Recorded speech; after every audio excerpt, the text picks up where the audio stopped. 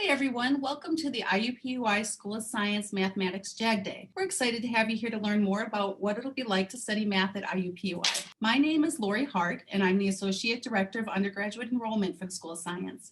My contact information is on your screen and I want to encourage you to contact me with any questions you have about the School of Science, from visiting to applying to accepting your offer of admission. Now we'll start with just sharing some information about the School of Science. So the School of Science is one of two Purdue University degree-granting schools here at Iupui. You'll be studying here at our four science buildings on our campus, including our brand new Innovation Hall, which boasts many new state-of-the-art science labs and classrooms. We have 9 science academic programs: biology, chemistry, computer science, earth sciences, forensics, math, neuroscience, physics, and psychology. And our students are involved in over 500 campus organizations and over 30 science clubs and interest groups, such as the Math Club and the Pre-Med Club. But you're encouraged to join any of our science organizations, no matter what your major. If you enjoy hiking and caving, you may want to join the Earth Sciences Club. Or if you want to help plan a murder mystery dinner, then the Forensics Club is something you would like.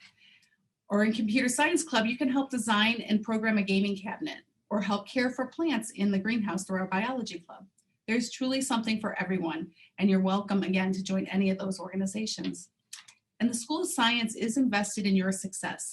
We do provide free tutoring from experienced tutors in select science courses in biology, chemistry, computer science, math, physics, and psychology to supplement your course content. Now, we understand that you have many options on where you can study science, but I wanted to share the distinct advantages to studying science at Iupui. So first of all, we're a school of science as opposed to a school of arts and sciences, which allows us to focus all of our time and resources on our passion for science and math.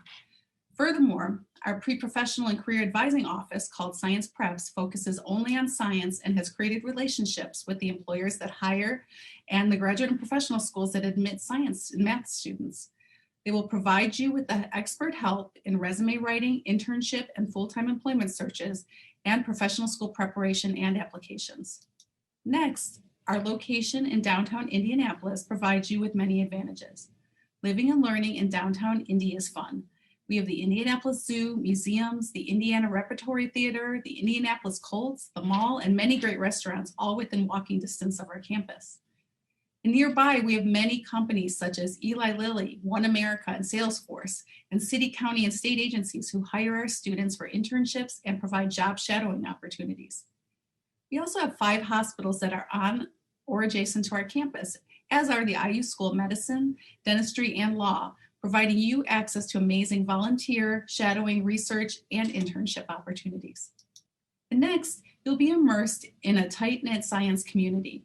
You can easily find us by our science t-shirts that we proudly wear around campus. And here you'll find academically focused science students who enter Iupui with GPAs and test scores above the all Iupui average.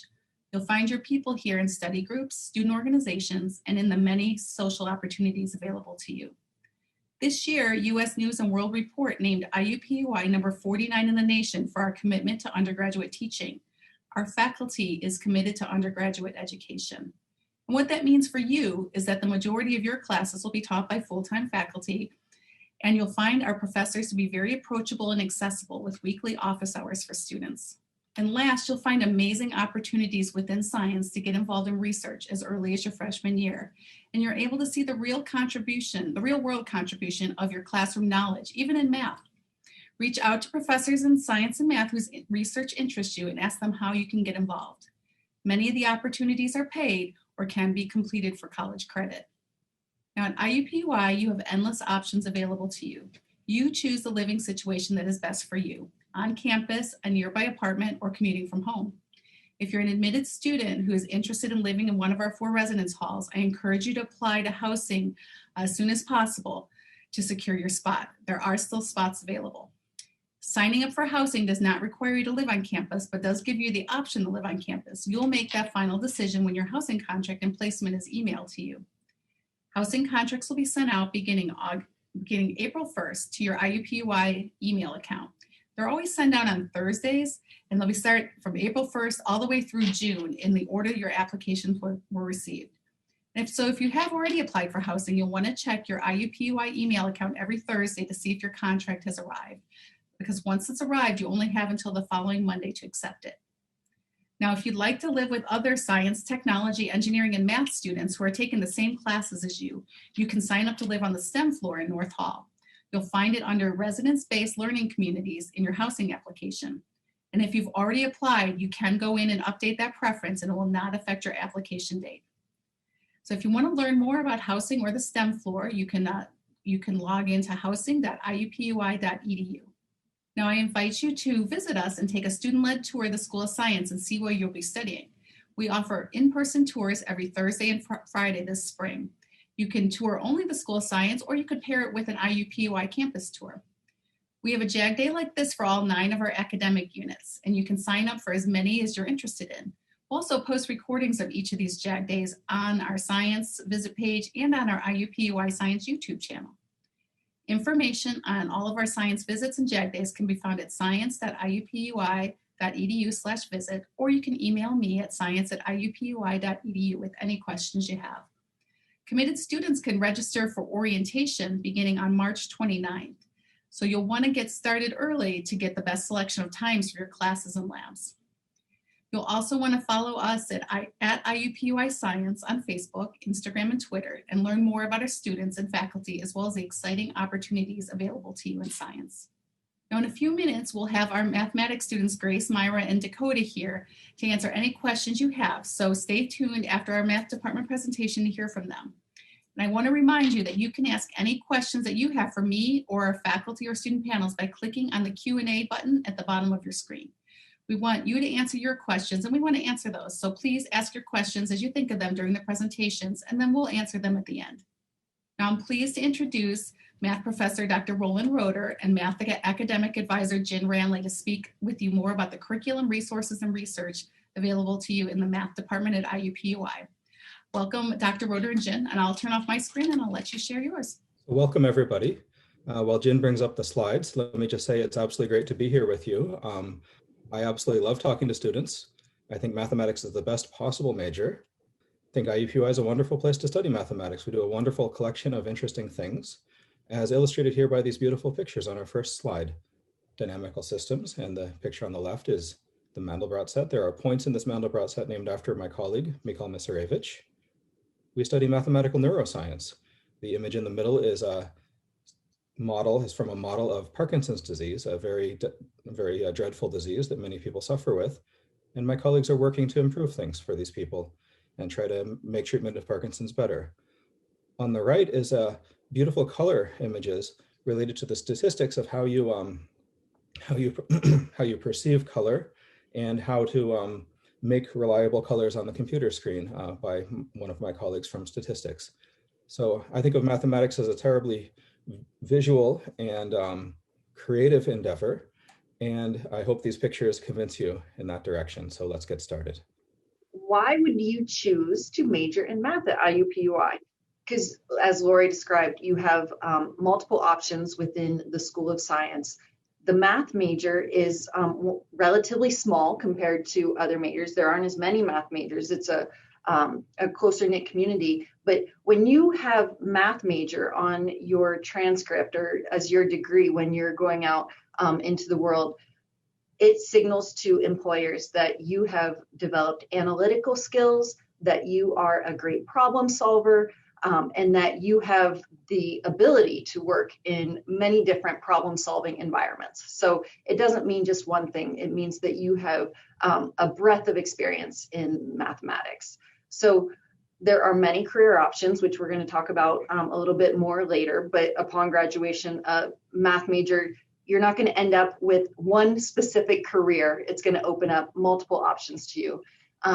And as part of the math degree, which I'll explain a little bit more as well, you have an opportunity to include a minor or a concentration in another area of study. So we'll go on here. When you major in math, you choose one concentration area. So there's actuarial science, applied math, pure math, applied statistics, and math teaching. So for each of these, you're still going to end up with a degree in mathematics, but the coursework that you take to get there is a little bit different. So all 5 concentrations begin with the same 21 credit math core curriculum. So you don't have to know what concentration you're choosing when you begin your freshman year, because all math majors essentially take the same math classes their first year. Actuarial science includes, as part of the degree, you'll actually receive a minor in economics as well. So you take your core math classes, it's heavy on statistics and also economics. Applied math majors take a lot of math classes. The applied math classes you get to in your junior and senior year, but it leaves space for a minor or a concentration in another subject area, as do pure math and applied statistics. So for each of those, you're taking the advanced electives that apply to your area. Like pure math is a great preparation for graduate school. You take courses in lots of different areas of math. So you're getting a tasting of the different study areas of math. And then for math teaching, which at IUPUI is a degree in mathematics and part of the School of Science, as opposed to other universities and schools. Sometimes that degree is in the School of Education. Here at IUPUI, you are getting a math degree, and it leads to certification to be a middle school or high school math teacher.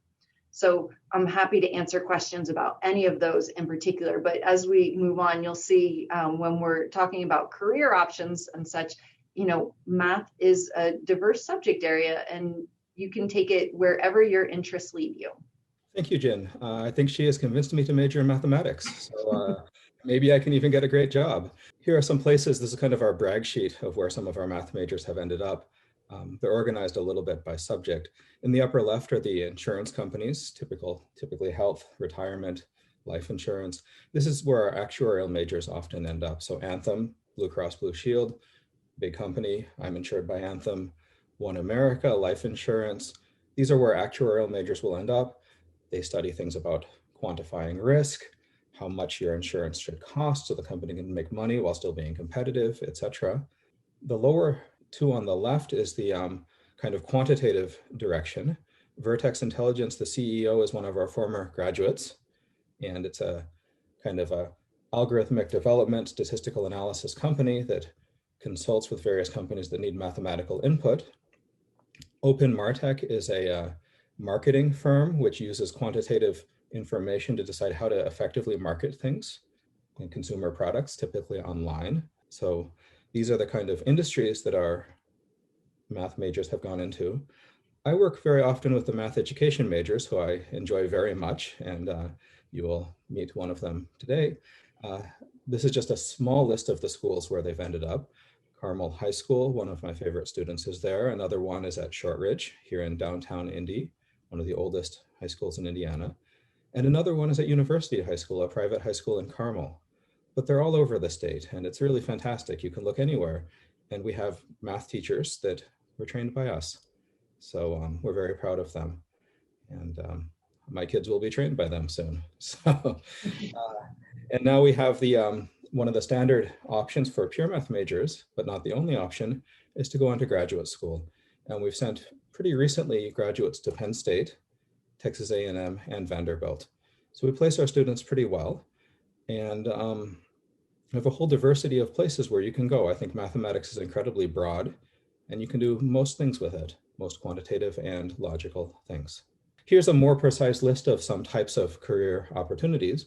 The ones in blue in the upper left are the ones you've probably thought of: working at a university or a research institute as a researcher, working at an insurance company to decide how to set premiums, how to quantify risk, etc., like I mentioned, teacher or professor. Well, I follow the standard route, I'm a professor. Analyst or data science, this is something where I know a lot of people who've done that, and including these companies, Open Martech and Vertex Intelligence. But there are many other ways you can go. In fact, being quantitatively literate and very capable with logic can open up all kinds of doors. Let me highlight just a couple of them. One of them is very relevant, is medical and epidemiological research. If you think about this COVID pandemic, which we're suffering with right now, mathematical models of this have played an incredibly important role. Another example is the law school. Often law schools want people that are very logical. You need to be able to present a logical argument with confidence and very precisely. So I've had law students take my Introduction to Proofs class. There are many other topics here, and let me just mention one last one that you might not have thought of. I'm not going in order, I'm sorry. Math people are weird, we're proud of it. And cryptology. So many math majors and math graduate students go on to work for the National Security Agency, where they help protect our country by doing cryptography and related security of information for the government. There's also cryptography used in industry. For example, if you buy something on Amazon or some other big company, how do you send them your credit card data without somebody stealing it? Well, it's encrypted. And it's encrypted in an incredibly clever way that you don't have to go to Amazon to give them your encryption key to get started. That's mathematics. So I'm happy to explain any more of these later at the end, but let's move forward. Yeah. And I'll just point out too, as the academic advisor, when I'm working with students who are getting to a point in their undergraduate career and they're like, what kind of job should I be looking for? What should I be doing? You're not going to see job postings that say math major, but all of these areas are looking for students who have those critical thinking skills. And as Dr. Roeder said, the logic. And so when you have math major on your degree, then that is communicating to the people who are looking, and are hiring that, you chose a challenging path that prepared you well to be a great thinker. So it may not be as obvious and jump off the page, but you will certainly be well prepared. And as I mentioned when describing the concentrations earlier too, if you have an area of interest that maybe draws you to one of these career opportunities, maybe it's chemistry, maybe it's finance, maybe it's, biology and preparing for medical school, you can build that into your math degree through the selecting the concentration outside of math as well. Okay, so why would you choose? Maybe we've sold you on math because, right, it's a fantastic major. And I think Lori did a pretty good job of selling you on IUPUI, but what makes math at IUPUI unique and what makes it, the path for you? And I'll say that there are not as many math majors as there are computer science or biology or psychology majors. It's a smaller cohort. So when you get up into your upper level classes of, your junior and senior year, it's a smaller cohort and you get to know your peers really well and those world-class professors that we were describing earlier too. So you have access to professors in a way that you wouldn't if you were at a really large university with a really large, science math program. And that's a really great opportunity for our students, both for their learning of the math classes and also exposure to what's possible in math as well.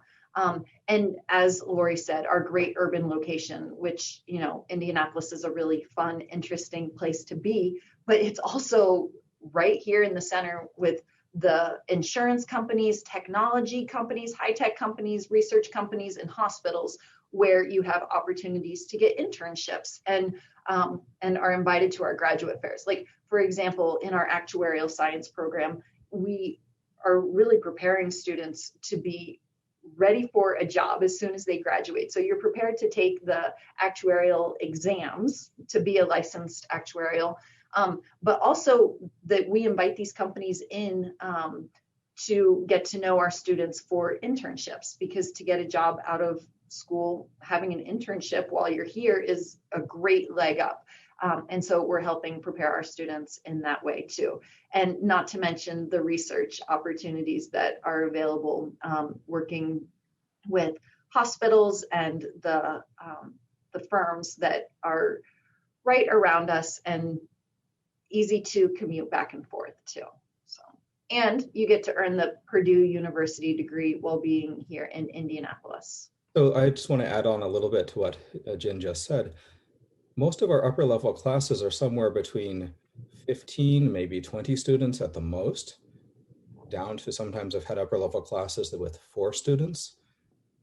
At big universities, you're going to have to track down your professors to find them if you want to talk to them. Here you have the opposite problem. We won't leave you alone. We want to talk to you. It's really, I mean, I love talking to my students, and I know most of my colleagues do too. We walk into the room and we know you.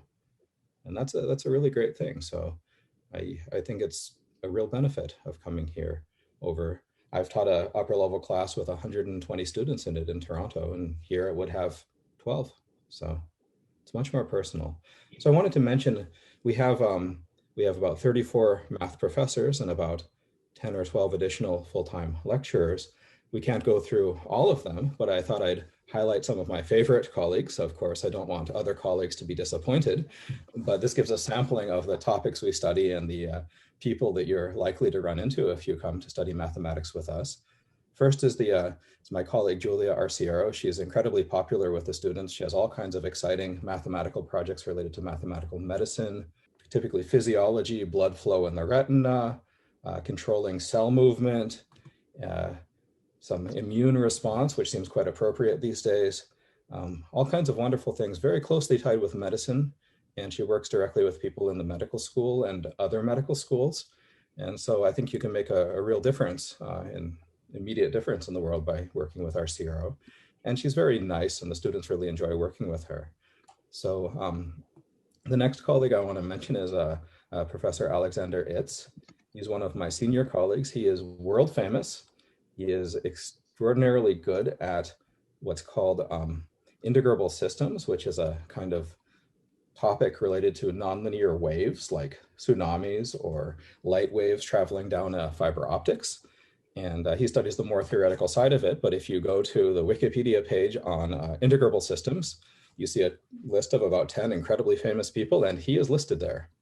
It's hard to Google Itz though, so you might want to do Alexander Itz. But he is absolutely fantastic. And you can take classes. And also, I think really enjoys talking with students, very accessible. Yeah. So, I mean, and you can just go talk to him. It's just fantastic. It's an incredible resource. The next colleague I wanted to highlight is Jyoti Sarkar, Professor Sarkar. He studies statistics, and he studies things like reliability theory, which is about how to predict, if you're building a machine for a factory, sure, you can invest a ton of money into it so it'll almost never break down. Anything will break down at some point. But you can make it incredibly robust so it's not going to break down. But maybe that's wasting your money. Maybe it's better to have a machine that breaks down once a year than once every 10 years if it costs 1/100th as much. And so he studies these issues about reliability, design of experiments. He also has all kinds of interesting little research projects kind of purely within mathematics that he gets students involved in. He's very fun, very friendly. He's designed a game that unfortunately is not very popular, but it's available, called the Sarkar Cube. And so he's very nice, and he loves talking to students, and so you'll enjoy him. The last colleague I wanted to highlight is our department chair, Jeffrey Watt. He's a professor of mathematics and doing mathematics education. He also teaches our huge, you see, you've caught me in a mathematical contradiction, so you should probably just leave now. But there's one class that's big in the math department, and that's because Watt is such an amazing professor. So he teaches a big calculus class with, I think, about 100 students. This happens just because he's such an amazing professor. His class is so good that they have designed it so that he can reach more students at once. Every student I talk to in his classes, and I've met lots of them, just love it. And so you are pretty likely to take calculus from Professor Watt if you come here. And otherwise, you'll be in a very small class with one of the rest of us. I want this to show you kind of the diversity in what type of people you might run into, ages, etc.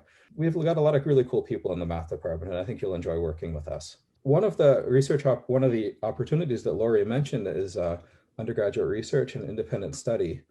And I like visual things from mathematics, so I chose 3 pictures that represent mathematics well. There's plenty of wonderful mathematics that's not represented as well by pictures. But let me first mention that in some areas, it's much easier to get into undergraduate research because there are more kind of routine things that can be done. Like in biology, there are various things you can look in the microscope and count number of cells with a given sort of structure or things like this. Mathematics is harder to get into the research. So I wanted to highlight both in undergraduate research and independent study. research would be original research where you really do something that's never been done before. And that should really be highlighted as something quite special, because think of all the people in the world. How do you ever do something that's never been done before? That's quite special. Independent study is more a matter of doing something new and outside of the usual curriculum, where it's new research to you, but not new to the world. And so I don't want to oversell research and say that everybody can come and do undergraduate research with us. If you're very talented, you definitely can. However, if you want to experience research and see what it's like without worrying about if it's independent, if it's new research, then all of our students do a capstone project and have opportunities for other independent studies. And that's much easier to arrange for. There's all kinds of beautiful things that, I mean, I've discovered many of them myself and been very sort of disappointed to see that they aren't new. But that's part of the joy of mathematics and science, is discovering.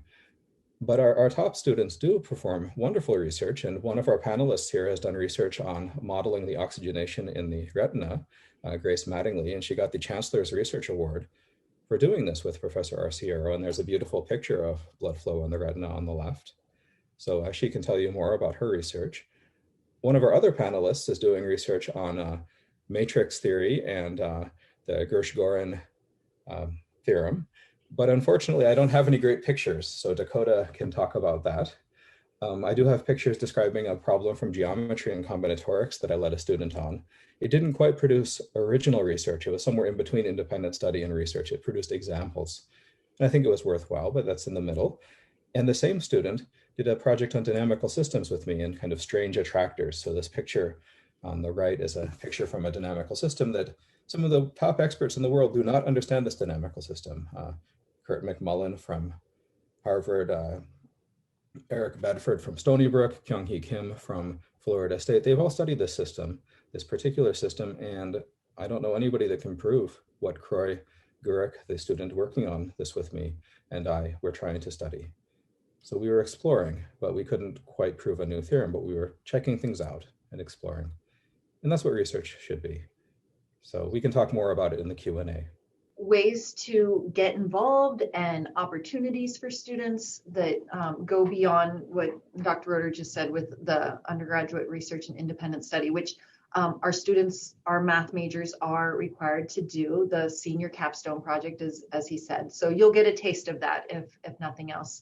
I mentioned earlier the actuarial internship, but we encourage all of our students to explore internship opportunities. The Career Services Office, specifically from the School of Science, the PREPS office, is a great resource for preparing yourself and your resume for getting those internships, and also making the connections with schools. And I'll also mention another one that applies to math majors especially is REUs, so research experience for undergraduate students, which we host an REU here at IUPUI, but our students also go to other schools and universities to participate in those research experiences. So those, not only are you learning and making connections, but you can receive academic credit for those. So it goes toward your degree in that way. We do have a math club and specifically an actuarial science club for students in that concentration. And our students also have the opportunity to participate in national math contests. Dr. Roeder, do you want to talk a little bit about the math contest? There's a amazingly challenging and invigorating national math contest called the Putnam Competition. It's run for maybe 100 years. I don't have the exact numbers. I'm not a math contest guru. I'm bad at math contests, but I know about them. And this Putnam, it's been running every year. It didn't run this last year because of COVID, but hopefully it'll be back on track. We often have a team that competes. It's one of these contests where there are 12 problems, and you have 6 hours to do these 12 problems. You have 3 hours, then a lunch break, and then 3 hours. And like, if you can solve one problem, that's a great success. Solving one problem correctly is better than half of the participants. So it's totally crazy, but it's cool. It's nerdy, it's geeky, it's cool. There's another contest called the Virginia Tech Contest that we often compete in. It's a little bit more accessible, a little bit less daunting. There are others. There's the State of Indiana Math Association for America has a contest that we often participate in. We have some amazing math contest people, not me in the department. Professor Cross, our actuarial professor, did tremendously well in the Putnam. I don't remember the exact result, but certainly multiplied my best scores by 10. Professors Bleher and Misarevich were gold medalists in the International Math Olympiad, et cetera, et cetera. We have a tremendous math contest talent. And it's really good for some people. For other people, it's not what they want. You have to choose what's right for you. Yeah, So, yeah. That's a really good point. So, we talk about some like really nerdy things and things that, like super passionate about the sort of the edges, right, of math and what people understand. And then there's the more practical side. So there's room in this major for everywhere along that spectrum. The last bullet point I have there is a tutor at the Math Assistance Center. So one of the free resources Lori talked about is the Math Assistance Center, where if you're having trouble in math, in especially the lower level math classes, there are tutors available. Then as you become the expert as a math major, then you can work at the Math Assistance Center teaching students, not, maybe calculus, but also, every student on campus takes math, and it might be, just math for business or entry level math or basic algebra. But everywhere along that spectrum and continuum, we provide resources to help students. So you might be at one point in your career, receiving assistance, but then later on providing assistance too. So, and being able to teach is one of the greatest ways to show mastery, right? If you can turn around and teach the material that you know. And let me jump in on that, Jen, just to comment. It's really a wonderful way to feel good about what you did in a given day is to teach people. So if you're struggling with some really hard math classes, some upper level math classes, then you go to the MAC and you help some students that are struggling with classes that you've mastered. It gives you a whole different outlook on the world. And this goes on throughout your career, and working with others, teaching, explaining what you know, it helps you know it better and helps other people know it better. I mean, that's what universities are for. And so working at the Math Assistance Center, I think, is a really great thing. So I put this slide in here. When you become a math major at IUPUI, you will have me as a staff academic advisor, and I help you to navigate the plan of study or the degree plan to make sure you get all of the credits and courses that you need to graduate. So I'm here for those things, and also to connect you with resources throughout campus and, check in on you. Generally, you'll check in with me at least once a semester as you're planning your classes. Some students more than that, and some I have to sort of track down to make those points of contact. And then you also have a faculty advisor. So Dr. Richard Patrick Morton is the faculty advisor for undergraduates. And so he knows the content of each of our math classes inside and out and can provide great sort of counseling and expertise on, why you might choose one class over another. And he, okays and signs off on everybody's degree toward the end of their undergraduate career. So we are here for you. And like I said, there aren't a huge number of math majors. We get to know you all in the process while you're here. And that is what we have. Essentially, Dr. Roeder and I are both available if you have, questions. Now I know we have a couple of questions in the chat, but even if you think of something later today or tomorrow or whenever, then by all means, feel free to reach out, contact us, let us know. Lori? So let me add on, I'm sorry. Just, I'm very happy to hear from you also. It's hearing from students is one of the highlights of my day, and just write to me, call, whatever. And I'm happy to interact with you. I think that's really one of the best parts of my job. Yeah, you could just tell us why, when you decide and you commit, just write to us and say, hey, I'm coming. I'm excited to be there. We want to hear why you're coming too. Or you can say, I think math is a bad major, and then I can tell you otherwise. Thank you, Dr. Rodergen. I'm going to go into some of the answered questions too, because just in case everybody didn't see that, I want to talk about that a little bit more. So Laura asked Dr. Roder if you were currently working on research, and if you are, what your topic would be and how many undergraduates you would have working with you. Great. Thank you, Laura. And I couldn't resist typing a message back just to say that I'll get to you soon. I have a lot of energy, so I like to do that. So I have several different types of projects.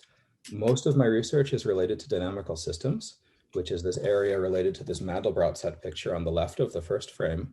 But often my research is related between dynamical systems and mathematical physics, describing things like magnets and other problems from physics or problems motivated by physics, maybe fake physics, but I like to work on these types of problems. I don't have any undergraduate students working with me at the very moment. I have one high school student working with me on a project related to relating number theory to distributions of points on the circle. And so he and I are doing a nice project. In the past, I've worked with many high school students and with this undergraduate student, Kroy Gurek, who I mentioned. But I'm very happy to interact. I've led many students on non-research, but direct independent study type projects, capstones, things like this, honors projects. I did an honors project in quantum computing and in computer graphics with students from my linear algebra class, things like this. And I think when the COVID pandemic is over and I have a little bit more free time, I'm very happy to talk to even more students and work on problems related to dynamical systems and things like that. And so if you email me, I'm happy to send you a couple of things from my website to give you some better idea what I'm doing. So thank you for your question. All right. And Jack asked, if I'm unsure of what concentration in math to study, what would you recommend, or how do students figure that out typically? Yeah, Dakota gave a really good answer, which is there are several classes which toward the more maybe like your sophomore year that will really help you determine what you're interested in. First, your freshman year, all students essentially take the calculus sequence, right? So everybody's taking calculus 1 to multidimensional math. And so you'll get to know some math professors during that time, and you can have conversations with them and get to know other students. Maybe if you join the math club, you'll see some presentations from professors that might spark something in you, like, oh, that's the path I want to go. But then, so for example, like in actuarial science, it's during the fall of your sophomore year that you take financial math. And students pretty much know after that class whether or not this is the path that they want to go, right? So you may take that class and decide, that's not the concentration that I want. And also the conversations that you have with me during the first year and with Dr. Morton, we'll get a sense for, do you, really want to be around people in your ultimate career? Are you, looking for something where you're collaborating with other people, or do you want to work more independently? If you have a passion for education, then, pretty clearly we can see like a math teaching route or the professor route, which, the pure math concentration and applied math are generally the concentrations if you want to go on to become like a professor. Those work best. If you want to be an analyst and you want to be, in business, then we can sort of narrow it down to, applied statistics or to actuarial science. So, there's some key questions we can ask, but you don't have to know coming in what the concentration will be. And you can change concentrations, right? So if you get into your sophomore or even junior year, and you are no longer loving the math classes in your advanced electives, then we switch, and you probably will not have lost too much time. Let me just mention that I think the lines are not as sharp as you might think. We often build these divides, pure math, applied math, statistics, and they're a little bit artificial. I think, especially as an undergraduate, you're going to have to choose a major. And for example, if you're trying to decide between pure and applied math, you don't have to be so precise. I mean, you have to make a formal decision, but you can take pure math classes as an applied math major, I believe, and vice versa. Yeah. And it's important to be broad and knowledgeable about a lot of things. And so I really encourage people to not get too narrow and just see what's out there. Yeah, some have more flexibility than others. The actuarial science is, it is pretty much laid out for you which classes you need to take. But the advanced electives, yes, absolutely overlap for the other concentrations, and there's room for choices in those electives. So as Dr. Roeder mentioned, you can absolutely get a taste of one, and maybe you didn't like it. It goes into your elective bucket. It doesn't count against you. It still counts toward your degree. We have a couple of questions just about pre-professional studies in general. One student is interested in law school, but once they have a major that she could find a job with after her bachelor's degree as well. And another student is interested in medical school and wanted to know if with a math degree, can you apply to medical school? You know what, I have a couple of things to say about that, and then I'll turn it over to you. But for law school, there is no medical schools. Well, there's no required major. There's certain classes you have to take as a prerequisite for medical school, and there is a path for that through the math department. For law school, there's not even prerequisite classes. They just look that you are a well-rounded individual. So, you really want to major in something that is your passion, because the area of law that you would decide to practice it or focus on, could be based on your undergraduate degree. So a math major or a science major would be really good getting into patent law, for example. So, you really want to find, as I said, what your passion is, because that's going to lead to the best success in graduate school going forward. And we've had math majors definitely go on to law school and definitely go on to medical school and find their success there. I think it really makes you a little bit different, and that's exciting for medical schools and law schools. Medical schools are going to get, 1,000 applicants from biology, and they might get 5 from math. I don't know the actual numbers, but that's what I would imagine. Think about it. They're probably going to look at those 5 a little bit more carefully. Similarly for law school, I think doing something a little bit outside of the mold while still keeping your options open is incredibly valuable. And being quantitatively literate and logical, it helps tremendously in this world, especially more and more as things become more technologically advanced. So I really think it's quite a good choice. And I did want to go back to I'm going to let the students answer this, but Dr. Roeder, I want you to answer this as well out loud. Are the math professors friendly and easy to talk to? It's hard to say. No, I'm just being funny. I'm actually trying very hard not to be quite as silly as I normally am for this presentation, because I try very hard to make the students happy by being a little bit silly, telling dad jokes and so on. Every group of people will have a spectrum of how friendly and what way people are friendly. People show their friendliness in different ways. Some people are friendly but shy. Some people are friendly but outgoing. We have a whole collection of personalities, but I think in general, our professors and lecturers have to be a little bit more friendly and personal oriented than other bigger universities, because you have to interact with the students and help them succeed here. It's not like you can just let them struggle, and whoever doesn't succeed, well, that's their problem. That's not how we work here. And so all of us, we're really dedicated to the mission of helping the students succeed. And we're used to working closely with the students. And I think we are pretty friendly.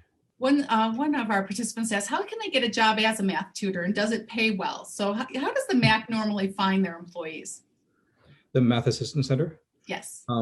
So I think that students start going to the MAC because they want to get, and Jen can correct me if she knows better, they want to get tutoring, and then they decide, hey, this looks cool.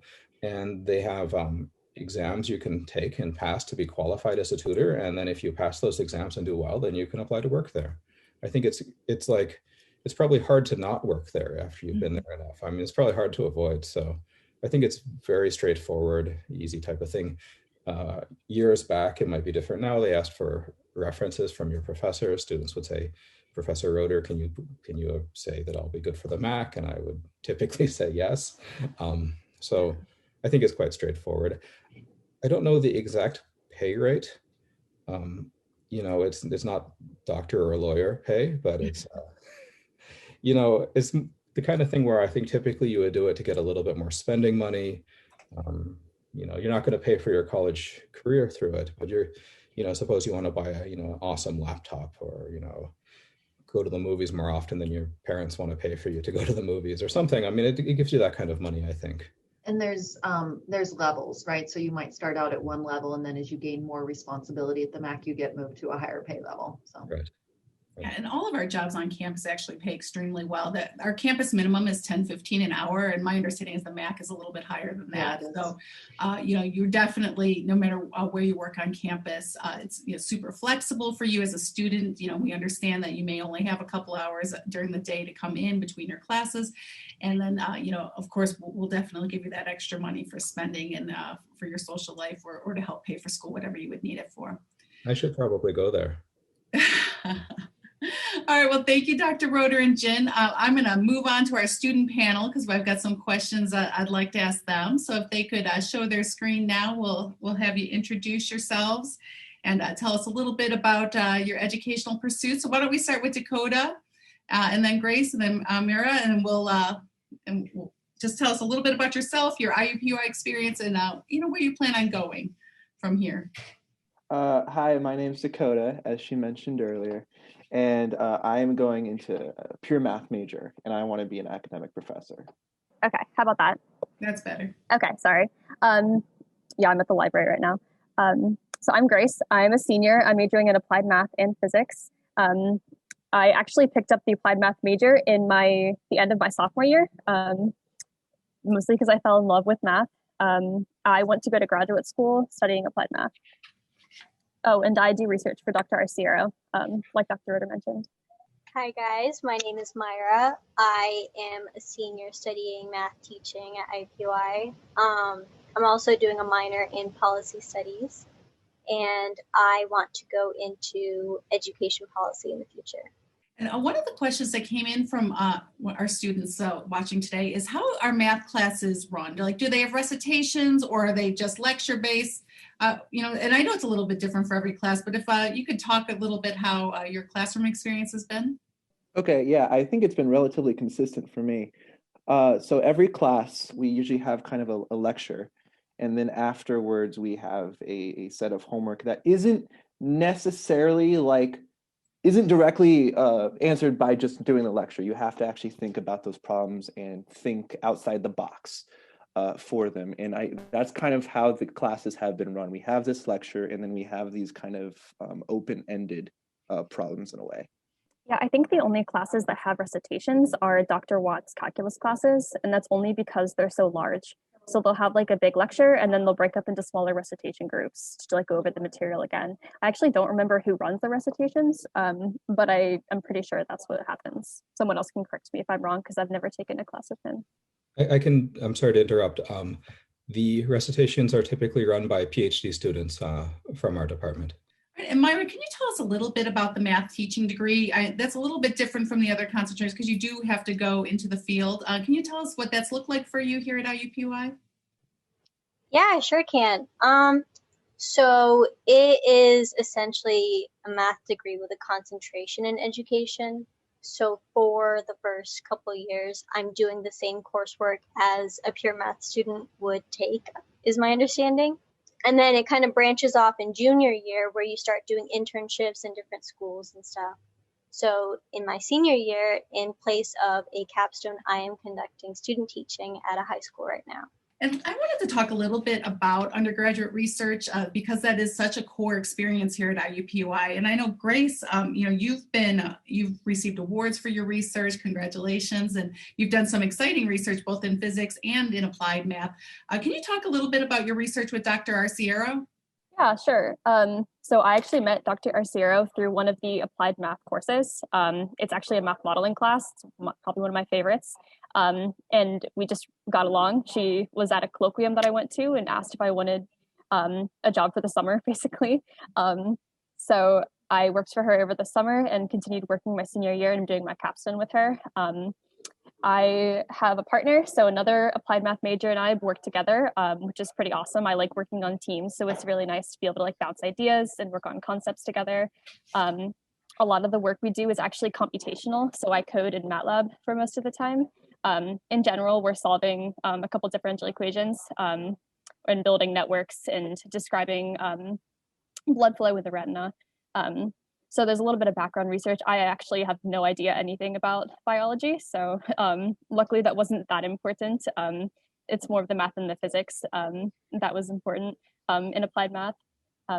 There are a few different opportunities to get paid for doing research. I've done Europe. It's the Undergraduate Research Opportunities Program. You can apply to that. All you need is to find a professor that you'd like to work with, and then they'll pay you to do research either in the summer or during the school year. So that's a pretty awesome opportunity. You also can just talk to people and see if they take undergraduate researchers, or you can volunteer. Volunteering is nice if you don't have as much free time and just want to do a little bit here and there.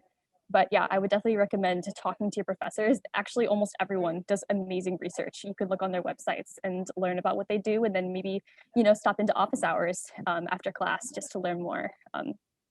For some really cool stuff, especially if you're interested in like applying math into the real world, like if you want to go into medical school or if you want to study like economics or something. And just to add on to that is you're not required to stay within the math department for research experience. I had an actuarial science major who worked in my office who did research with the physics department. So, if there's areas that you're interested in, just as a science student, definitely reach out to them and let them know your background and let them know what you're interested in, because if you're passionate about it, professors will try to get you involved in one way or another. Now, Dakota, you've got a little bit different research going on. You're working on your undergraduate research project. Can you talk a little bit about that?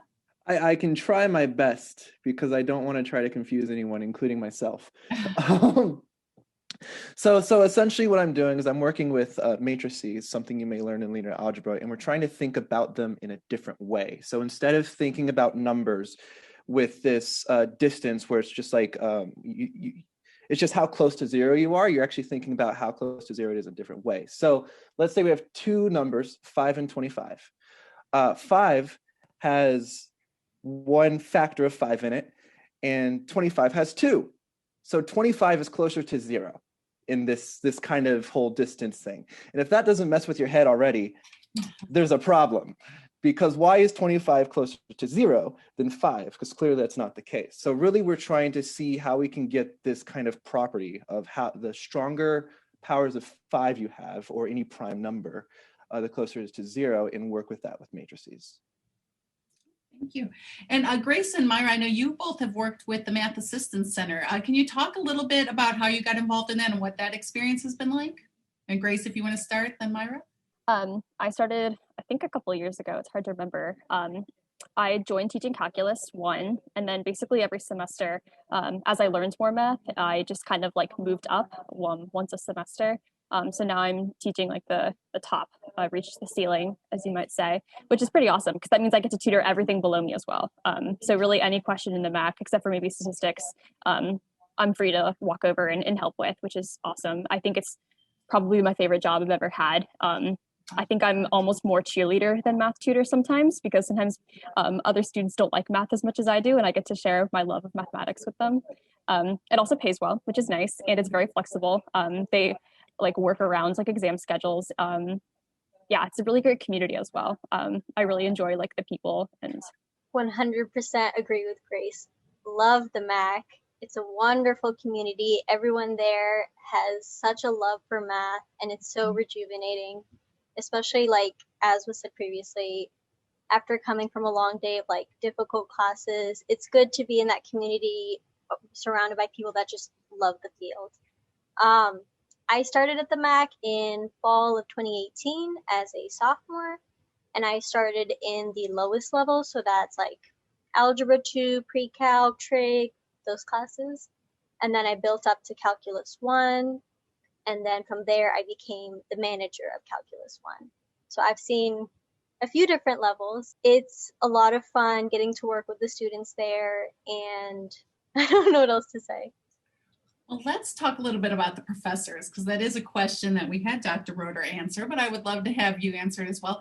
How have you found the math department professors as far as being approachable and being friendly and telling good jokes?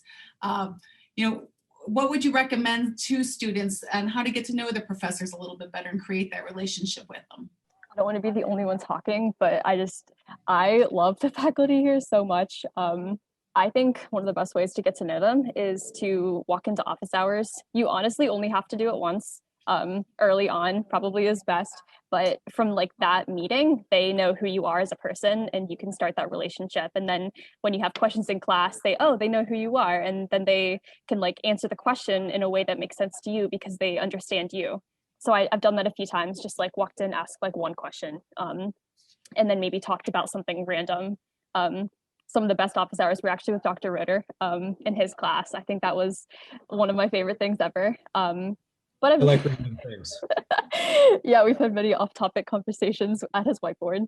But I can't think of a single non-friendly professor. I think all of them have gone like above and beyond for me.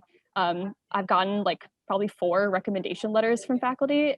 Everyone is just super friendly and open to support you.